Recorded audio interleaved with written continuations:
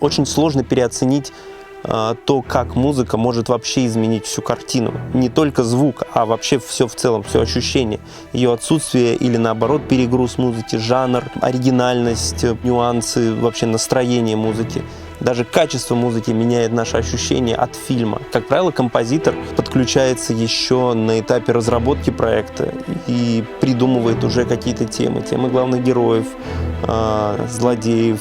Мы подумали, что выражать музыкальный «Майора Грома» нужно с помощью симфонического оркестра и рок-музыки. То есть это мощные барабаны, это гитары, и это очень богатая оркестровая музыка. И его мелодия, она героическая, она достаточно простая, но при этом она сильная.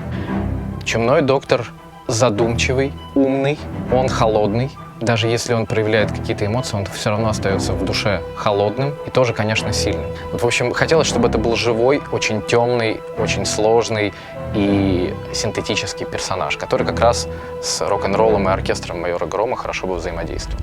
Юля — это синт-вейв, какая-то современная музыка с отсылкой к 80-м в стиле Дуа Липы, Чарли Пута и вот подобных артистов. То есть это классные синты из 80-х, это мощный бит энергичный, который показывает ее всю. Одна из самых больших сложностей, и это самое крутое вообще в нашей профессии, это то, что зритель смотрит в кинотеатре наше кино вместе с остальными фильмами. То есть никто не ходит в русский кинотеатр, который показывает русское кино, и в иностранный, который показывает только иностранное кино. Все смотрят иностранный фильм, и потом идут на нашу картину. Соответственно, не может быть у нас уровня, который был бы ниже, чем западное кино, потому что в этом случае получится, что мы просто не конкурентоспособны. И мы подумали, что да, у нас все сделано в России, все сделано нашими специалистами, мы боролись за это, мы хотели сделать наш продукт.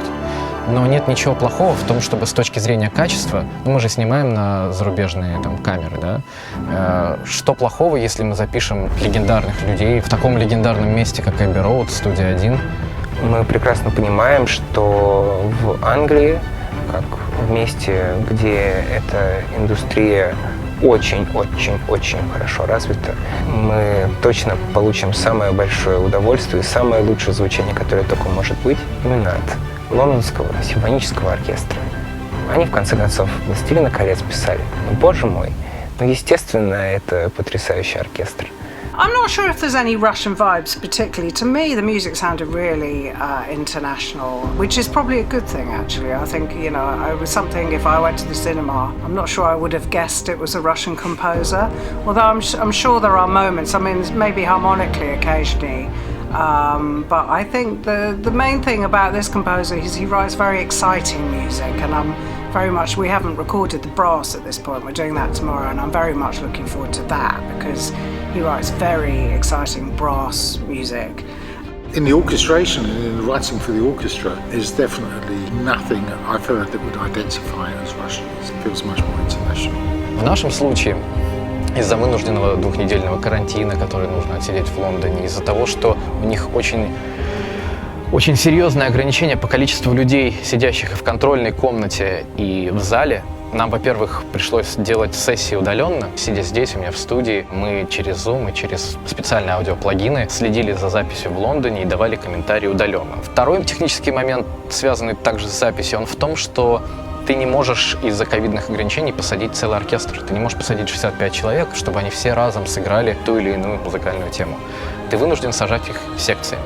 С одной стороны, это здорово, потому что когда ты записываешь музыкантов секциями, потом ты можешь их классно монтировать.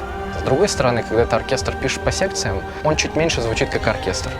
То есть люди не находились в одном пространстве в один момент времени, они там пребывали друг за другом.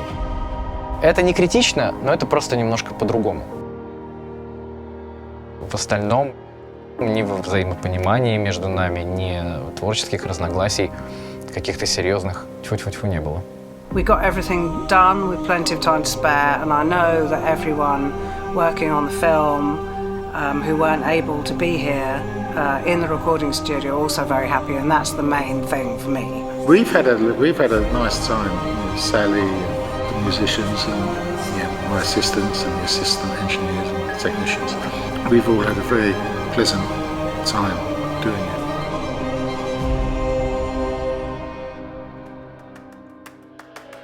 Наша задача, когда мы сводим кино, связанное с музыкой, заключается в том, как ее аккуратно вплести в остальной фильм, потому что ее можно просто плюхнуть сверху, играет там ракешник или там джаз или оркестр, и как бы ладно. Но вопрос в том, как сделать так, чтобы она сработала лучше всего и при этом не оттягивала на себя внимание, где это, допустим, не нужно. Сделать это тонко и дать при этом остальным звукам выполнить свою задачу. Зачастую это вопрос даже не только громкости, а отключения отдельных каких-то инструментов. Когда это динамичная, активная сцена, это может быть удар в барабан, удар кулака по щеке злодея, выстрел, аккорд, и все это сплетается в единый трек, который представляет из себя не просто музыку от композитора, а музыку от композитора, звуки от саунд-дизайнеров, от шумооформителей. Все это в миксе вместе с голосами, и это еще работает с картинкой. В этом и есть определенный аттракцион. Для меня это не просто фильм. Это целый жизненный пласт длиной 4 с лишним года, что я никогда не забуду ни одну из деталей всего этого длинного процесса. Они в моей памяти и во мне абсолютно навсегда. Это нечто родное, нечто близкое, нечто очень важное до самого последнего дня.